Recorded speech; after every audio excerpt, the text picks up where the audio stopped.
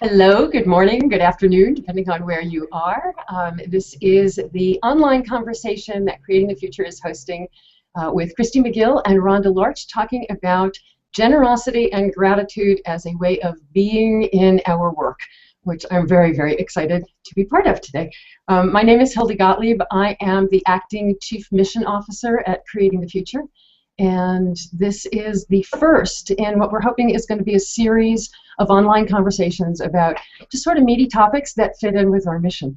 Let me share a bit of our mission. Our vision at Creating the Future is a world where everyone is living well individually and collectively, where we all are bringing out the best in each other, in our organizations, and in our communities. And so our mission over the next several years, and we intend to accomplish our mission, is to see that everybody everywhere knows how to bring out the best in each other, and that we do that naturally in our day-to-day. And so there is nothing more wonderfully bringing out the best in each other than working from a place of generosity and gratitude. So I'm just really excited about today's conversation. For any of you who are watching, welcome, first of all. You can participate in this conversation by tweeting to the hashtag CTFuture. And if you're watching on that blog page there, you will see the Twitter stream right next to you. You can actually tweet right in there. It'll ask you to authorize your app, and you should be able to go. But we do want to hear from you, your questions, your thoughts, whatever's perking for you. And again, that hashtag is CTFuture. If you don't include the hashtag, we won't see it. We'll see it later, and we may be able to respond then. The one thing I do want to share with you is that we're really glad that we did a registration for this, because so many people have registered that we're going to keep an eye on the Twitter stream. We're going to answer as many questions as we can and incorporate your wisdom into the conversation as much as we can. But we've been talking, the three of us, about the fact that this conversation, this hour, is just the start. And so as you've got comments at the blog and as you're tweeting, we're just going to keep going, and we promise that we'll answer things and keep that conversation going afterwards. So that is all I have got. And I'm trying to get the tech right. And so here we go. Dimitri is monitoring the tweet stream. If you want to just put your head in and say, hi, I'm monitoring the tweet stream. Hi, I'm monitoring the tweet stream. You may hear me occasionally. I want to introduce, because it is such a huge pleasure to introduce the two people that I'm sitting with today. Christy McGill is the Executive Director of the Healthy Communities Coalition in Lyon and Story counties in northern Nevada. And Christy is a fellow at Creating the Future, and I have had the privilege to work with Christy for about a year now, learning about the incredible work she is doing from a place of generosity and gratitude in her community in terms of being a community organizer. So Christy, you want to wave and say hello? Hello. It's so wonderful to have you here. Oh, I'm so excited to be here. Yay, yay. Rhonda Lorch is a consultant working out of Winnipeg, Canada, and Rhonda is the start of this conversation, I have to say. Rhonda is a member of a Facebook group that we have at Creating the Future for consultants to community organizations. And in a conversation that was going on in this group about 6-8 months ago, Rhonda just mentioned almost casually that she has built her consulting practice around generosity. And that was the point where I went, oh, we definitely have to talk about this. So Rhonda, I'm just so thrilled that you are here with us today. Can you talk a little bit about, just tell us what your consulting practice is, what do you consult in, and then I'd like, Christy, if you could share just a little bit about the work that you do. So Rhonda, let's go first. Well, thanks very much, Hildy. It really is truly a pleasure to be here, and it's amazing what a casual comment on Facebook can do, eh? My consultancy is to not-for-profits exclusively here in Winnipeg and across the Canadian prairies, and our mission is to support not-for-profit leaders to do their good work better. So we provide training, we provide coaching, peer groups. We've just launched some online training so that we can reach a little bit further, because we have some folks in the north that are feeling a little isolated. So yeah, so we provide resources and tools and skill building opportunities for folks to do their good work better. That's great. That's great. And Christy, talk a little bit about the Healthy Communities Coalition. Well, Healthy Communities Coalition is about groups of people coming together, whether you're citizens or youth or government agencies. And so we come together and we problem solve locally. And so we do all kinds of work, but really the base and the premise of our work is collaboration and how we work together to really move our little communities in Nevada to a future we all want to live in. It's great. Having spent some time with Christy in her community, outside of Reno or Las Vegas, Nevada is immensely rural. And I know that where you are, the same is true, Rhonda. That there's small pockets of urban and lots of rural. So you guys have a lot in common, even though one of you is running a business and one of you is running a community organization. Let's just dive in right now. Let's start with you, Rhonda, because you were sort of the impetus of this. And Christy, start chiming in when it makes sense to you. When you build a business around generosity and gratitude, what does that mean? I mean, most of us are used to hearing that we build a business around bottom line and profit. What does it mean when you say that you've built your business around generosity and gratitude? What does that look like? Well, first of all, I think that it means that we have a very clear idea of what our mission is and what our values are around that. So when we say that we build our business on generosity, and when I say we, I'm talking about my husband and I, he's a partner in the business, we use generosity as a guiding principle that helps us to make decisions when we are up against an issue or a decision to make. And it helps us to say, okay, we've determined that generosity is a guiding principle for our business, so what does that look like in this particular situation when we're making a decision about how to price something, about what clients we might engage, about what community work that we will take on or not. And so we hold that up front and center as our #1 guiding principle when we make decisions. Wow. Can you give an example? Am I putting you on the spot? Do you have an example? I can give you hundreds. For sure. I think one of the things that we do most is that we don't look at our competitors as the bad guys. They are people who are also working really hard to make our community a better place. And so we really work very closely with them, and we often meet with them to see what they're doing and how we might support their work. I have a regular quarterly meeting with folks that have been very kind to me when I was starting up my business, and we meet with them to find out what they're doing, how we can support them, are there tools or resources that we can provide for them. And I very regularly make referrals to others when I can't take on business, or when I just know that they can do better than I can at that because they have a different skill set or better abilities than I do in a particular item. So we don't look at our competitors as bad guys. We look at them as potential colleagues. Wow. Wow. What does it look like for you, Christy, in doing community work? I mean, what does it really look like if you're rooting your work in generosity and gratitude?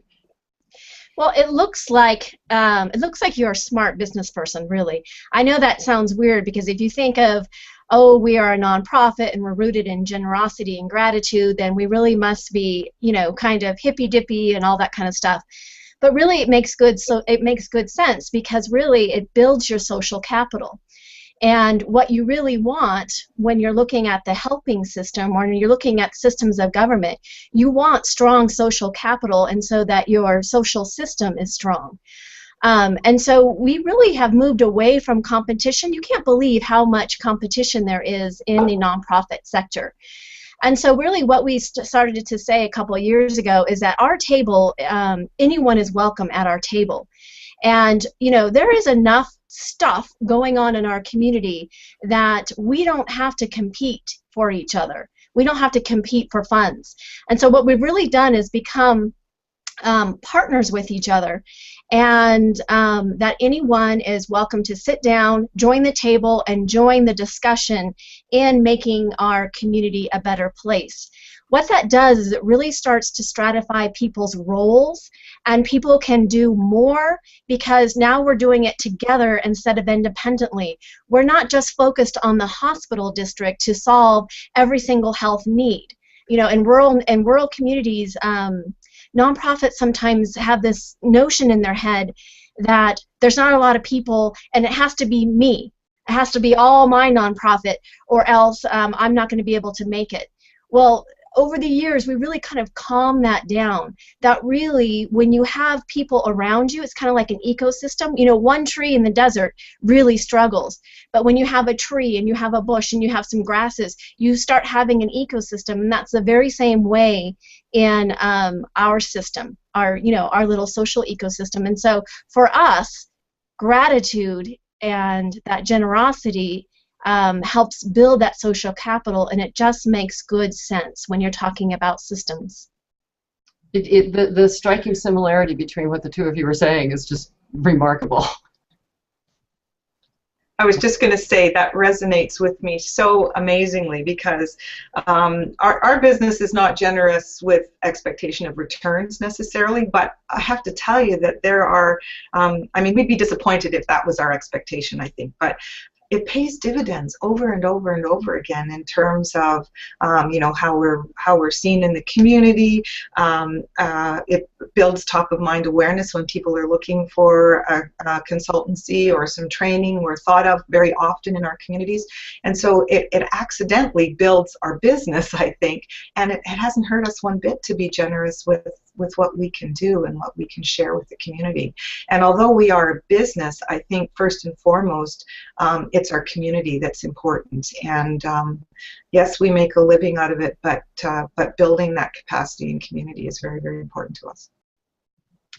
I'm wondering if you guys ever encounter people who think that is really weird, who like either don't want to play, or just say, this is, you have to compete. I mean, the driving force in both the nonprofit, and I use that term always in quotes because it's such a scarcity term, but the traditional nonprofit world is all about, you go to a fundraising thing, it's how to compete. You go to any business thing, it's how to compete. Do you get pushback on that? How is this different from what other people are doing? How do people respond?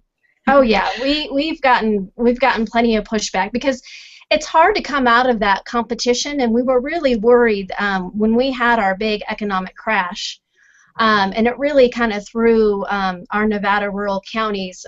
We had numbers that equaled the Depression, so we were really worried. Was this going to hold together during this Great Recession? Was this really going to hold together, or were people going to retreat back into their competitive and, as resources got more and more scarce?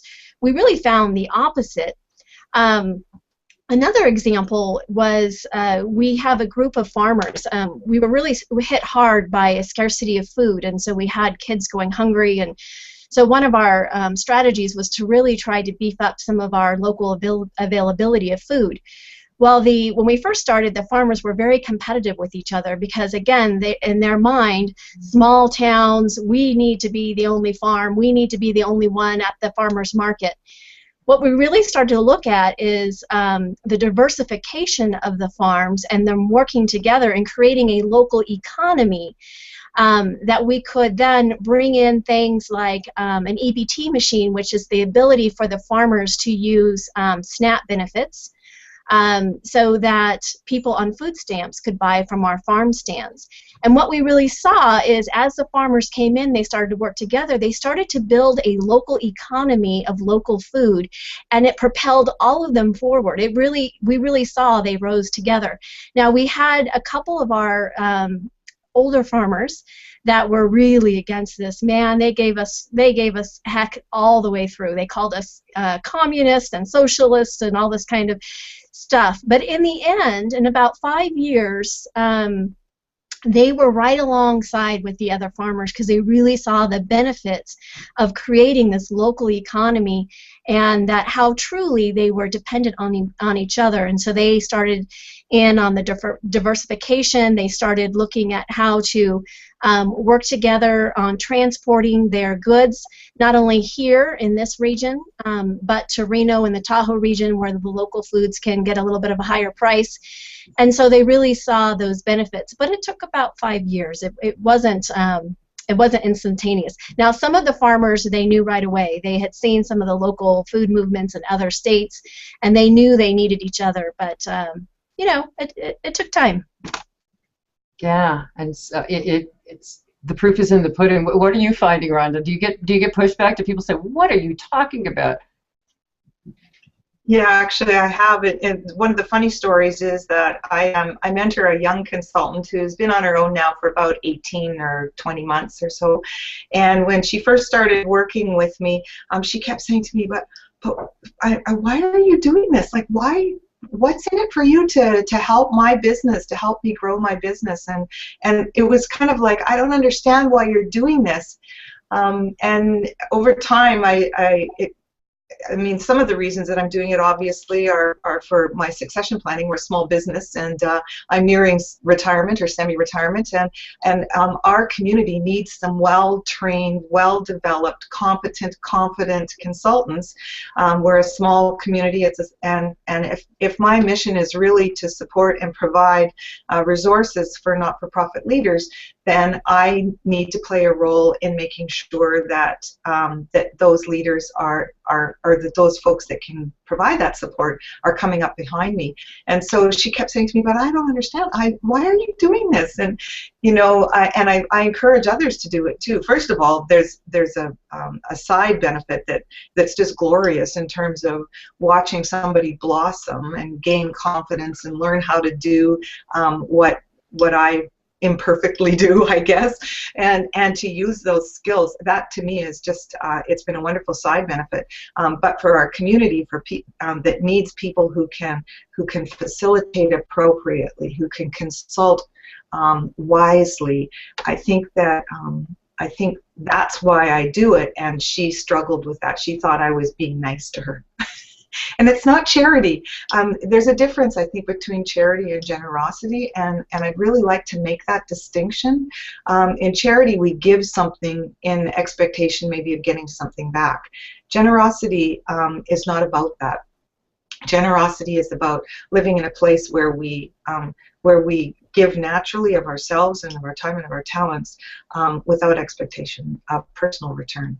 And yet the personal return is there always. Which I guess means that the best charity is when you are giving from a place of generosity. Right, exactly. One of the questions that popped up in Twitter, and Susan Detweiler asked, so hello Susan, is what do you say to business gurus like Jim Collins, who wrote Good to Great, that are constantly pushing with the need to be the best, and what does it mean for self-improvement? I mean, we all want to be the best. Christy, you want to be, you want to make your community the best, and you want to be the best, and Rhonda, you want to be. I mean, we all want to be. Maybe the word is, maybe the fallacy is the best. We want to just be amazing. But what do you say to that? Yeah, I bring up sustainability. Yeah, you can be the best, and so maybe you can be the best in a few years, but really, what is the overall goal of your business or of your nonprofit, of your community organizing? And if you're all by yourself being the best, when you go away or if something happens, are you going to have others to carry it on? So for me, it's all about sustainability. And if we really want a future that is bright for our communities, we have to know that we are interconnected whether we admit it or not. And so again, it's, you know, for me, it's really about the sustainability and making sure that all of us are kind of rising together. I'm just going to give you a really quick example. Before we started collaborating, our county got about $100,000 from the federal government as a whole, you know, all the little different grants. Since we've been collaborating for about 13 years, we bring in over $5 million now. And again, it is because of this collaboration, because that we are at peace, we are generous, we are filled with gratitude to be able to serve our people and to be able to utilize federal taxpayer dollars. And with that comes a confidence and comes a place where other people want to come to. And so it really kind of starts to build you up. And so, yes, you know, I guess being the best, the first is important to somebody, but I think you can be your best and you can bring up the other two people alongside of you to be the best as well. And really it's going to help you sustain your business, your practice, your nonprofit, because you're not going to be all alone, and people aren't going to be worried about partnering with you. If you're constantly worried about being the best, who wants to partner with you? Be someone that other people want to play with.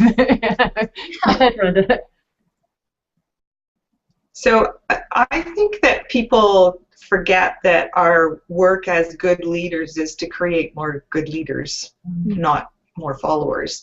And when we are insistent on being the best, I think we put ourselves in a place where we aren't doing that, where we get a little bit self-inflated in our egos and we think that we're the only ones that can do this. When I go into a project, my bottom line is not to show off that I know more than anybody else. It's about helping folks to discover what it is within themselves that makes them a good leader, or that they already know that they can capitalize on to do or to work with.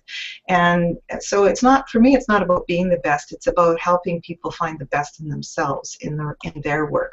And yes, I'm a for-profit business, but my job is always to support those leaders of not-for-profits to do the best they can do. And if I do that thinking that I know it all and that I'm the best, I don't think I'm doing that very well. Yeah, I'm picturing not a community organizer and not a consultant who runs a for-profit business and works in the community benefit world. I'm picturing a bike shop, and a bike shop that's working from a place of generosity and thinking, I want other great bike shops in my community.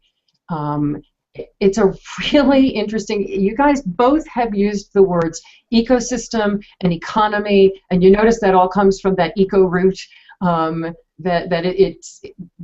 building a strong economy. If you're the only bike shop left, there's something that happens when you've got other people around you, that you're building something that is together. I mean, it's almost, we talk so much at Creating the Future about collective enoughness, that together we have everything we need, that it's only when we're on our own that we feel scarcity. And I was sort of smiling when you guys were talking about being the best, and I'm thinking, well, maybe this is about collective bestness.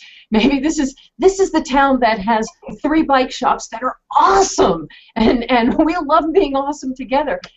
I don't know how that changes things, but I know that when I've been in communities where for-profit businesses like having really great businesses around them, rather than, yeah, we're a really good bike shop and there's 2 really crappy ones in town.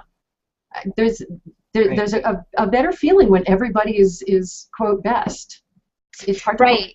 And a great example of that, and it is a bike shop actually, is the I grew up in South Lake Tahoe, and we had one bike shop, believe it or not, only one bike shop. But it wasn't until we got about 4 really good bike shops that they started to build a bike culture in Tahoe. So they put in, they worked together and they put in bike lanes. They worked together and they put rental sites along the bike lane so that the tourists can come up and rent bikes. They created a group called TAMBA, which started to create mountain bike trails along the Sierras, and then they published maps together. So now Lake Tahoe has come from just this kind of cool, used to be a great place to ride your bike, to an actual biking destination, not only for road but for mountain biking. And so, again, another very clear example of how that synergy and how working together can really create a local economy that is viable. I also I also have an example, and in our city we have what's called business improvement zones, biz zones, and they receive some funding from the city through taxation. And the really successful biz zones are those that collectively work together as business owners. So there might be 100 or 150 business owners in a zone, and those that are really, really successful work together and support one another's business through collaborative advertising, through collaborative events, through working together on community projects. Those biz zones are ever so much more successful than those that can't get people to come out to meetings or events or to work together. And so I think that there's those biz zones that are very successful have realized that being generous with their time and their resources with one another is good for the collective, and I think that those that haven't quite figured that out yet are still highly dependent and looking for even more funding from the city, as opposed to looking from within their own membership to make things better. You're raising the question that was coming up for me, which is that collaborative and collective impact is such the buzzwords these days. And we see it in both the for-profit and non-profit worlds. How is being working from a place of generosity and gratitude at the core of your being, how is that different than the collaborations that we see out there? Maybe I can start, and I think that it stems from the openness of spirit, if you like. I think that lots of businesses have recognized that there are certainly some benefits from being collaborative and working together, but there's still that element of what's in it for me as opposed to what's in it for the collective. And I think those that are truly generous are looking to see success from everybody that's participating, not just their own personal success. And I think when you get over that, looking for your own personal success and looking for the success of the collective, your own personal success comes anyway because it's part of that system. But I think there's a generosity or an openness of spirit that has to be there to be truly considered operating from a place of generosity. Right, and it's kind of like operating from a continuum. So sometimes businesses, traditional businesses will start out through that collective outcomes or collaboration or networking, and that's a great first step. You got to start somewhere, and so just to continue to cultivate those activities and to show how bringing the generosity into the center of things. And I really have to give props and say thank you to so much of the younger generation for teaching us, the older generation, this, because I think they get it. If you look at their social networking on their phones and what they've done with community organizing, it's a great lesson to learn from them, and it's just been such my pleasure to watch the younger generation take hold of this and run with it. And they feel very strongly about keeping the internet free space, and so that people, it's really kind of fun to watch. And I think if we ever start to stumble, they're a great resource for us to always look back to and help us guide. Yeah, it's I'm thinking about that whole sharing economy. I'm thinking about Uber and Lyft for getting a ride someplace. I'm thinking about Airbnb, where people are sharing their homes. And I think you're right, Christy. I think that there is that continuum. There's the folks who are saying, wow, if I can share my home, I can maybe make my mortgage payment this month, or this will be some extra income, or et cetera. And it's very me focused. But the more time you spend in Airbnb, and I travel a lot and I spend a lot of time in Airbnb, you're actually getting to know people, and you're forming those connections, and the people who are sincerely generous. And I'm thinking about the homes that I've stayed in. The people who are sincerely generous in offering their home and filling the fridge and saying, drink the beer, and it's a very different feeling in their home, and they're getting recommended very differently than the people who are doing the things that Airbnb puts on their checklist and says, here's how you should market, and here's what you, and it's just a very, very different feeling in the home. And again, that's part of that sharing economy where people are doing it for very different reasons, but that's entirely coming out of social media and young folks. Mm-hmm. I love the part about Airbnb. And some of them have it, and it's my favorite part about it is when you get a person that wants to share their love for the place they live, and that's the absolute best part. I mean, a hotel cannot replicate that, and so that again, it's that relationship, sharing what we love with each other. It's awesome. What do you find that rooting your work in generosity and gratitude makes possible? What is it? What results from that we haven't already talked about? Right. And stories and examples if you've got it.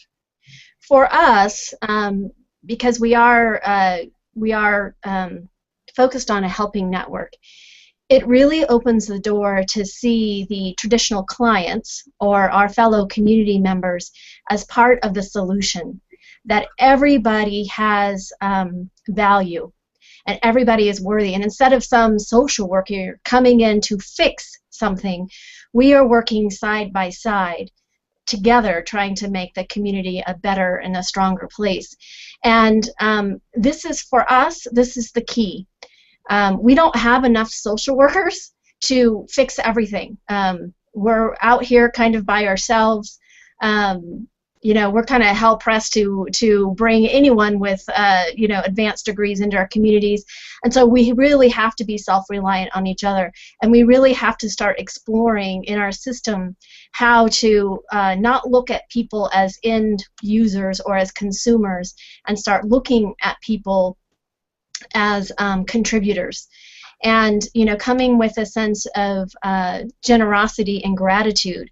We could not be in the place we're in if our people weren't alongside of us, if our citizens, if our elders, if our people who are on disability, weren't volunteering 40 hours. I mean, it's really humbling for me. I get paid in my work, and it's extremely humbling for me to be working alongside volunteers that do not get paid, and sometimes they give 40 hours a week, and to be able to do that and to move forward, and I would just about do anything for them. They are amazing, and I can't believe I get paid for this kind of work. But anyways, so for us, that's been a really important piece.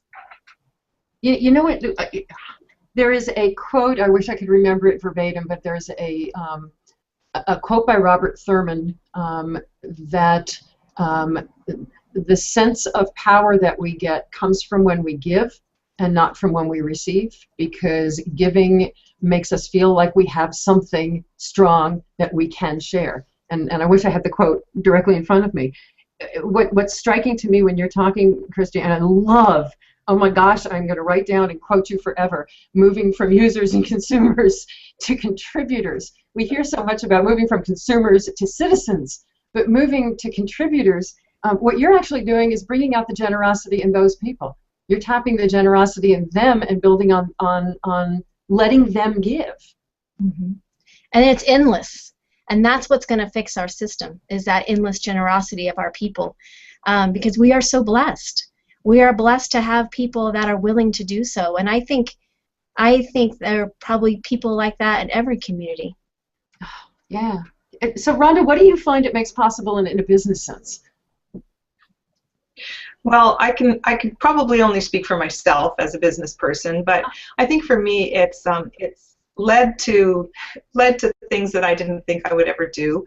It's opened my heart in ways that I'm still astonished every day as to how that's happened.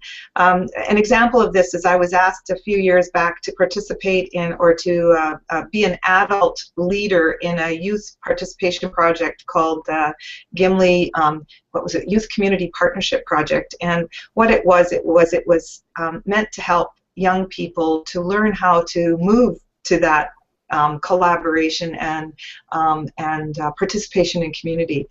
When I was first asked to do it, there was some funding, and there was an expectation that I would be a paid consultant to the project.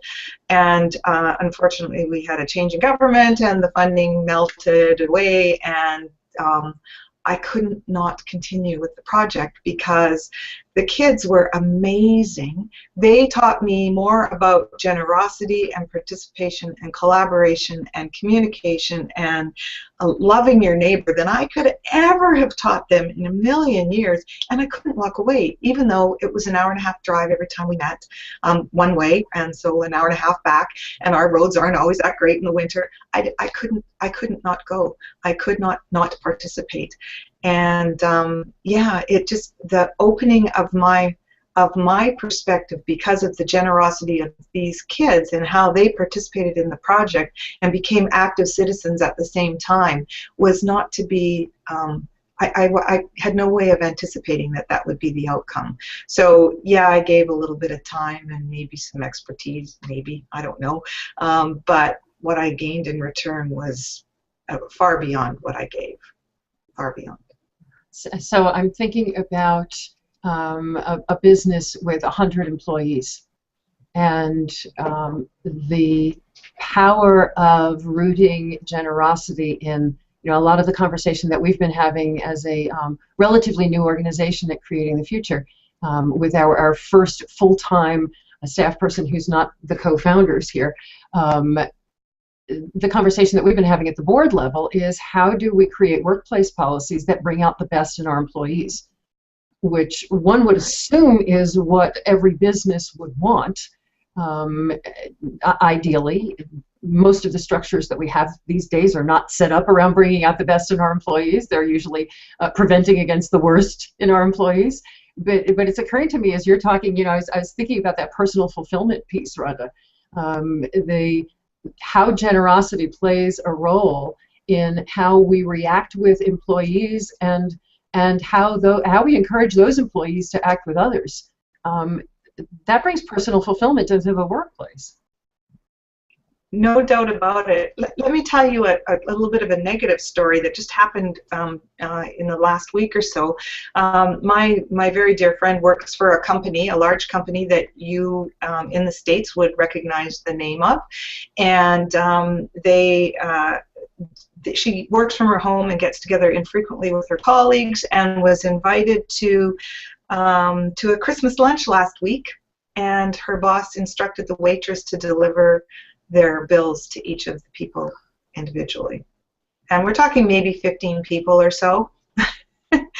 Her lunch cost her $10, and she is considering leaving the company because she was so astonished that she could be invited to an event like that and the company wouldn't be generous enough to pay for their lunch.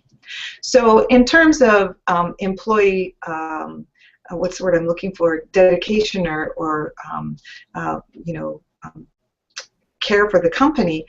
In one fell swoop, for about $150 or $200 bill, that person destroyed everything that the company had built for their employees.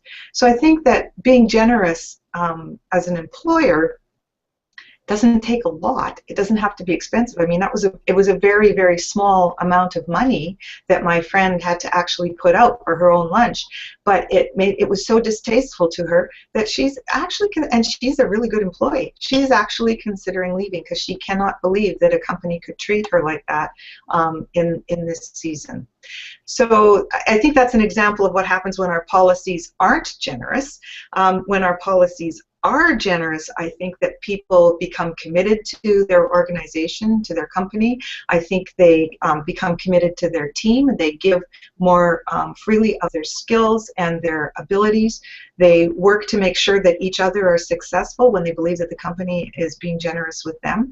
So I think that that developing policies that are generous are really, really important.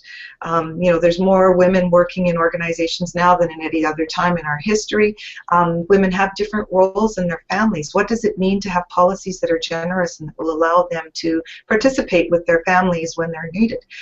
We have very diverse workplaces, people who are you know, from different cultures than we are. Christmas and Easter are standard holidays in most of North America, but what does it mean to be generous in our policies that would allow people, you know, Muslims or Hindus to participate in their holy holidays as, you know, as freely and as fully and as appropriately? So I think policy development and our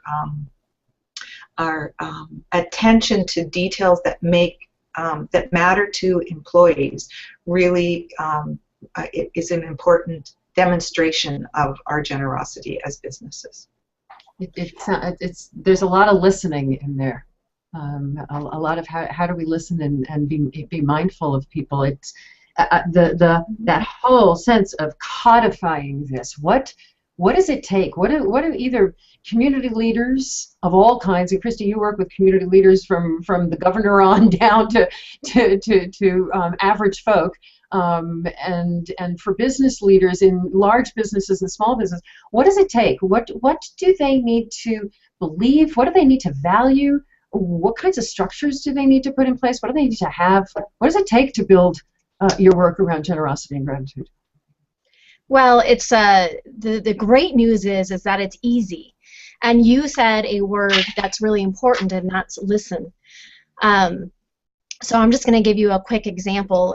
Nevada was being fined because we were not processing our welfare benefits quickly enough. You're supposed to be at a benchmark, I think, at 10 days, and we were at a benchmark of 35. And really, we had a new person come in and take over, and what he did first was listen to the employees. There was constant turnover. Nobody wanted to be a welfare worker in Nevada, so he had constant turnover. He had vacancy rates, standard vacancy rates of 30 to 40%.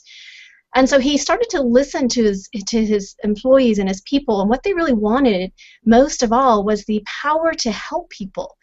And believe it or not, their system, they felt like they worked in a system that did not allow them to do that. And so he just made some really easy changes that took probably a couple of weeks. He allowed them the power to qualify people, whether they qualified for SNAP or not.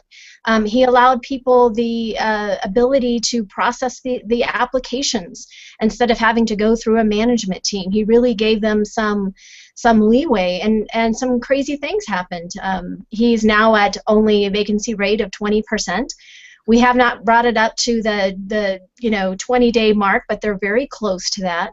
And it just took a few, really listening and being gracious to their employees, enable their employees to be gracious to the people they serve. And so to me, it's really a mirrored effect. If you have bad customer service, probably you don't have really good management that's good to their people. So it really is a mirrored effect. And whether you're a business of 200 or 2,000, it makes good sense to be generous to your employees, because you're talking sustainability and all that kind of good stuff. So anyways, I think it's extremely important and easy. That resonates so much with me. I agree with that entirely. I have a client here in Winnipeg who is it's an intake agency for the child protection system in Manitoba, and one of their biggest complaints over the years has been, and people, their employees complain about this too, is that we don't make enough money here compared to what social workers, for example, could make in the government system or in larger agencies. And our turnover is extremely high. We keep losing people, and it's very discouraging. And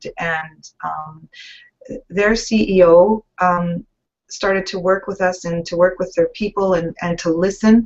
And what they came up with was that it made good sense to consider themselves as being generous to the community in terms of building really great social workers that would go on to work elsewhere, They knew that they weren't going to stay there forever. They were going to go on to work elsewhere. But what they could do for the community and for the system, which is not all that functional actually in Manitoba sometimes, what they could do best would be to really train people well before they left. And that would be their generous gift to the system to ensure that those people were the very best social workers that they could be once they left there. And it was a totally different way of looking at it, and a mind shift for the employees. They suddenly became less concerned about the fact that there was a large turnover in terms of their social workers, and they became more focused on giving them the skills that they needed when they moved out into other jobs, largely in government, which is where we can all use a little humanity, I think, and well-trained people. So yeah, you're right. Listening and acting on those things are really important. Anything else that is standing out for you that you've seen generous companies do that others are not doing? Generous government? Yeah, Rhonda, you're shaking your head. Go. I am. A couple of things. I think performance management is a real area of a problem. I think we unfortunately somehow couple performance management with discipline, and therefore everybody's afraid of when they get their evaluation. Everybody's concerned about, will this is, what's going to happen on the day of my evaluation. And I think that if we start thinking of discipline and performance management as two separate things, that's a really generous act. Performance management should be about encouraging people to be the best that they can be and helping them to grow personally and professionally. And when you couple that with the more disciplinary things, that's just wrong. It just doesn't build people who are committed to being the best they can be. And so the best example I have of this is I have a client who came to me, and she said, the CEO of the organization, she said to me, I want you to work with a team of my people to develop a performance growth project with them that will be suitable for them, that they can buy into and that they want to participate in. And part of that must be a personal portfolio that people can take with them when they leave here to show what they did here that allowed them to grow both personally and professionally. And that, I have to tell you that piece of work has become a cornerstone of my performance management work with all of my clients now, because it was a generous way of saying to the employees, what you want and what you need in terms of your growth is important to us as an agency, and we're willing to invest in that. And I think that if more folks were willing to uncouple the discipline from the performance management and focus on their people's growth as a generous act of faith in them, that organizations would be much better off. Yeah, we had a turnaround, and our turnaround story happened with a small town, Silver Springs in Nevada, and we had one medical provider leave us after another, primarily because we did not have a good diversification of payment. So many of our people were on Medicaid, and the providers felt like they could not sustain themselves. And then they said, well, once, they say they really want us and we come in and then they don't show up for their appointments and blah, blah, blah, blah. So we started a strategy called the Health Hub, and we really started listening to the people that were going to be using the services. And we said, together, what are we going to be doing together to promote each other and to make sure that we still don't lose another medical provider? And this particular medical provider was a large one out of Reno, and it's called Renown. And we did not want to lose them again. They were losing revenue. The people weren't coming, so they joined this Health Hub.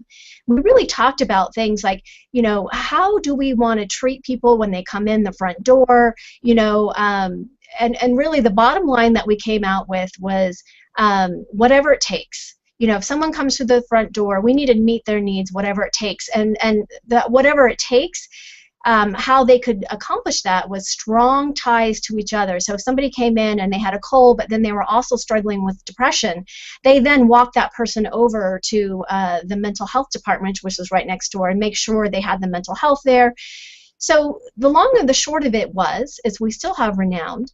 And because they kind of moved from looking at getting people in the front door and getting that Medicaid reimbursement to when that person walks through the front door, how do we get their needs met no matter what? They've actually they built their client rate. Their percentages went from a 40% no-show rate down to a 15% no-show rate. So they had great increases that way. And then people thought, yeah, this is a place, word of mouth, this is a place you go and you get your needs met, which is exactly what a primary care office should be all about. And so they really started seeing Renown as a place that they could go and, maybe, they're struggling with depression or addiction or something of that sort, but they saw that as a door front. And as a result, we have an urban Renown office that's able to maintain itself in a very rural place because of the strong interconnections, but also because they've shifted their focus from Medicaid reimbursement to how do we make sure our people get their needs met. Are they a for-profit company, Christy? Oh yes, they're for-profit. Yeah, it's so consistent. The thread that I am hearing is that if we treat other people, whether they're employees, whether they're customers, whether they're community members, whether they're rich or they're poor, if we treat other people in ways that are generous and kind and grateful, that it doesn't matter, good things happen. Why does that sound surprising? Or why does that not sound surprising? We started the conversation because the community was, kept complaining about it. We started the conversation by the potential clients making breakfast for the front desk staff of Renown. And that's how we started it. And it really went quickly, actually. A couple of months of breakfasts, and 6 months later, the front desk staff is doing whatever it takes to make sure they meet the needs of the people. So it was a great transition. Feed the stomach, feed the soul. I can't believe we've only got 10 minutes left here. What I would love to leave folks with is, are there steps that people can take right now to put gratitude and generosity to work in their day-to-day work? Are there questions they can be asking? Are there steps that they can take? What are simple things that people can do right now to start in their day-to-day work lives to put generosity and gratitude into place? I think there are, and I think that it starts with the questions. I sent you an email a little while back. I stumbled across something from Kris Carr, who is the author of Crazy Sexy Cancer, and she was on a hangout not unlike this, and somebody asked her, like, why do you use your website and your notoriety to promote animal protection issues? And her answer was so it really stimulated something in me, I guess. She said, I don't have to, but why wouldn't I? And I think that's a question that we can start. I don't have to be generous. I don't have to, display gratitude in my work. I'll probably get a few customers. I'll probably make some money. But why wouldn't I? Why wouldn't I want to be a generous, seen as a generous business that's promoting the good of our community, that's working towards a common end? Why wouldn't I want to do that? So I think that's the number one question for me. The other question is something that we did as a business that I think a lot of businesses don't do. They just go into business and start serving customers. And I think we really took the time to define what our mission statement is. And I know that sounds really weird, but if you have a mission statement and a vision statement in a not-for-profit organization, everybody expects that. If you have a mission statement and a vision statement in a for-profit business, people think, oh, that's kind of weird. But I think it's really, really important. And then defining those values that are important to you. Generosity for us was the big one. When we define that and use that value and that guiding principle in our decision making, I think we make better decisions. So how would it help our business, or how would it help the community if we decided that gratitude was central to our business? How would that look? What would we do different? where would we start with that? How could we allow our employees to have some time, paid time, to participate in community events, to volunteer? What would that do for their connection to our company? What would that do for their connection to the community, and how would those two things come together? So I think there's lots of things that people can do, lots of questions they can ask. It's wonderful, and I do love the reminder that just making a list of values is a fun exercise, but until you're constantly asking, what does this look like in practice, then that's values. Values are only valuable when they're in action. So it's a really good reminder. Christy, what are you thinking? I always... Go ahead, Rhonda, I'm sorry. That's okay. I was just going to say that I work with my clients all the time, and they might have a good mission statement in place or a vision statement, but rarely do they have anything in terms of values beyond respect and integrity. And I always say to them, well, I would expect that of you, of any organization. So I want you to talk now about the deeper values, the guiding principles that you're going to use to make decisions, that you're going to say, what does this decision look like when we hold up this value? And I think we can do that as businesses as well.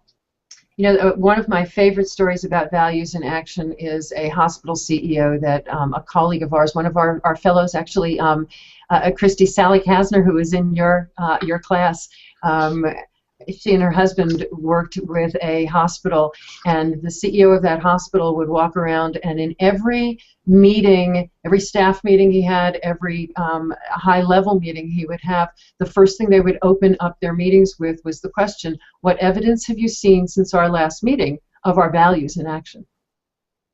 And isn't it beautiful? Isn't it just, yeah, it's one of my absolute favorite questions. What evidence have you seen of our values in action? So, and Christy, what do you find? What are I'm writing that down. Yeah, oh yeah, definitely. Definitely. I heard that about 10 years ago, and I told them I was going to use it every single time I could, and have. What are the steps that you see, Christy, that people can take, questions they can ask, or steps that they can take to put generosity first and foremost, gratitude and generosity, into action? Yeah, I think you can take two really easy ones. And one, if you are blessed to have a loving grandma, listen to what grandma has said, and that your grandmother always reminded you to treat people like you want to be treated and how you want to treat your family. So if you're running a business or you are seeing clients, you think, is this a place that I would want my mother to come to? I'd want my children to come to. I think if we really ground it that personally and make it our business, would we want our son to work for us? Would we want our daughter to work for us? And are we, having that enabling power? And second is, I think that whether you're a parent or not, we all have a primal need in us to nurture and to further the next generation. And and a lot of that is based in gratitude and generosity. So allow that to happen. Allow that primal need to come out. And so many times we are taught it's business. You got to separate business from the personal. And I don't. If you separate business from personal, some scary things can happen. And some unethical things.